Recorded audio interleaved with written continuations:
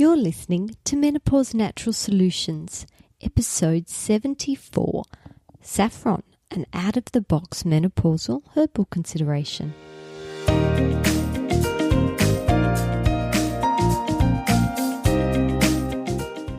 Welcome to Menopause Natural Solutions, your podcast for all things perimenopause, menopause and beyond. Stay tuned as your host, naturopath Jennifer Harrington, explains how to use natural therapies to find your ultimate health and happiness during your transition.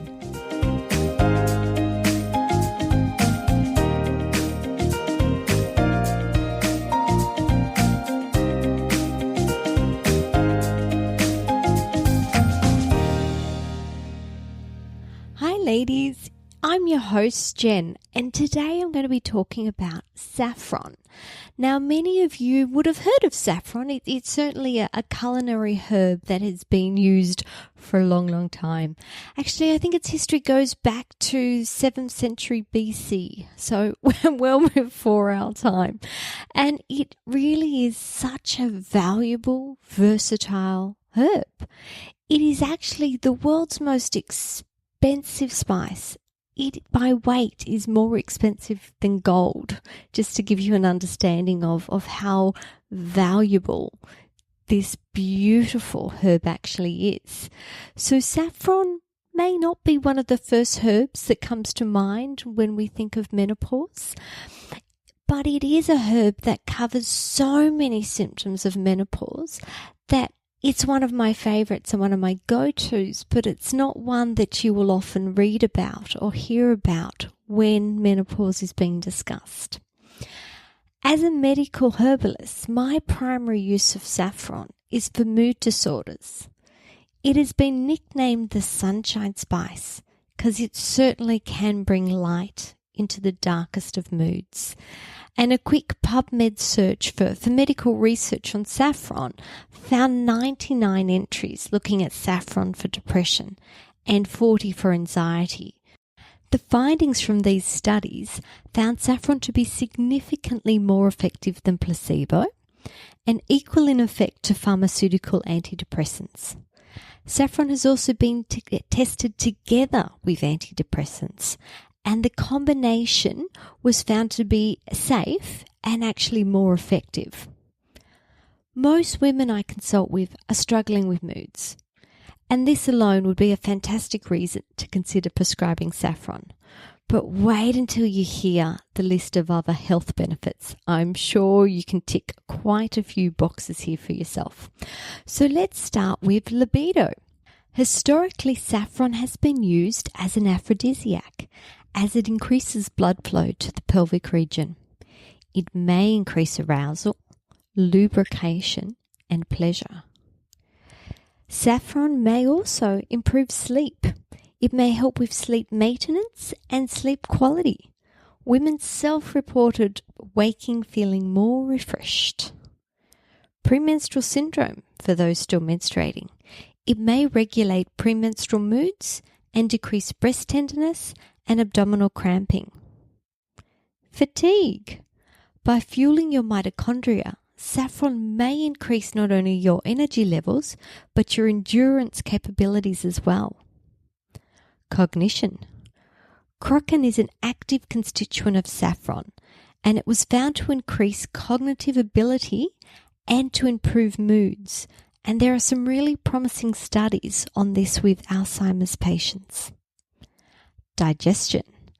Saffron may optimize the microbiome, protect the gastric mucosa, and benefit various digestive conditions such as IBS and inflammatory bowel disease. Metabolic syndrome. Saffron may help regulate blood sugar levels. It may improve diabetes and help with its associated complications while assisting with weight loss. Pain relieving. Saffron is an anti-inflammatory and may reduce pain and headaches. Burning mouth syndrome. Saffron was found to be a safe and effective treatment option here. Heart health. Saffron may help optimize cardiovascular function by reducing blood pressure and cholesterol, which brings me to one of the cautions with saffron. As saffron can lower blood pressure, it may not be the correct choice of herb for those on blood pressure lowering medications. If considering it, please speak to your healthcare provider. Eye health. Saffron may help improve vision for those with age-related macular degeneration, glaucoma, or other retinal diseases. Hot flushes. Full disclosure here, the only clinical trial I could find on hot flushes used post-menopausal women in the study, and it did find saffron to be safe and effective. But I must say from clinical experience, I also find that it works with perimenopausal as well. So guys, clinical trials are very rarely done on herbs because there's not any money to be made out of it. They're usually done on pharmaceutical medications. So it's so fantastic that they've done 99 on depression and 40 on anxiety, which is the main use of the herb. So with time to come, hopefully we will see more research and more trials looking at its effectiveness with hot flushes. But when we look at the full picture of the herb, most women going through menopause have issues with moods. They may find issues with libido, insomnia, breast tenderness, fatigue, cognition, digestion. Some have burning mouth syndrome. Some have hot flushes. So you can see when we're looking at the width of symptoms that it actually covers, this could actually be a very good herb to try for the menopausal transition. But let me tell you about other cautions anyway. So something else that's worth mentioning really is if you are bipolar or you experience manic moods, it's best to speak to your healthcare provider before trialing saffron. Actually, I always recommend you speak with a healthcare professional and not to self-prescribe. In the case of saffron, it has been consumed for almost as long as humanity itself. So if you want to start by increasing it in your diet, this is fine. But to get the benefits discussed above, you really need a therapeutic strength products. And the ones that I personally recommend for my patients require a script. So this is just something to consider. And another possibility, which is really why I started this podcast, is to educate women and let them know there are always other options.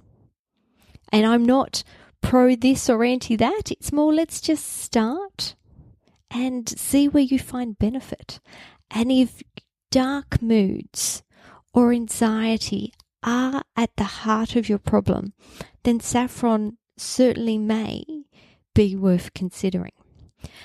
Anyway, I'm Jen.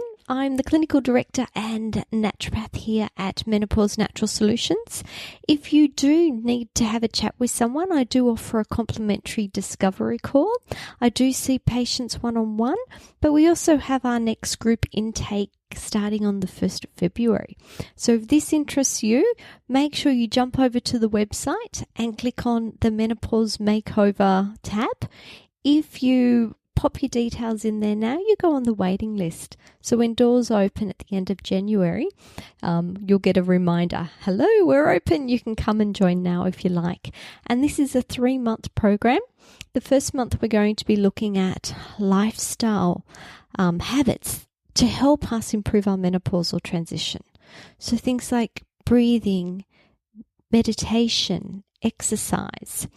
The next month is all going to be about your environment, and we have special guest Joe Leah, who is a building biologist who's going to come and talk to us about the health of our home. And now more than ever, this is such an important topic because we are spending so much time inside. We want to make sure it's not a toxic house, and we also want ways to make some changes if you do have mold in the house or water damage or radiation issues. So Joe's going to be there to guide us through the second module. And the final module is going to be all about nutrition. We're going to look at menopause superfoods. There's going to be recipes and planners. If you want more information, jump over to the website, and I hope to see you then. Have a wonderful week. Bye for now.